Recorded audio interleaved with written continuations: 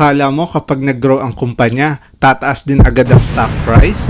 Maling-mali ka dyan. Stock Market Part 2. Ang mapanganib na impormasyon na pwedeng umubos ng iyong pinaghirapan sa stock market. Siguro iniisip mo na kapag tumaas ang stock price ng isang kumpanya, lumalago ito.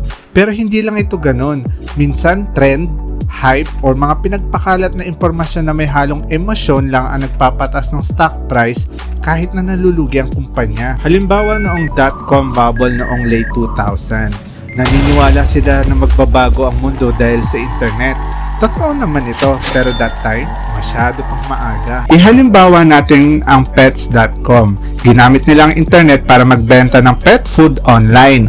Masyadong na-amaze ang mga tao dahil sa internet at nag-invest sila dito sa stock. Patuloy na tumataas ang stock ng pets.com pero hindi nila alam, nalulugi ito every month. Ang ibang company naman, zero revenue pero bilyon ang pondo sa stock. At nang ma-realize ng lahat na wala naman talagang kinikinta ang mga kumpanya, noong March 10, 2000, bilyon ang nawala sa stock ng isang gabi lamang.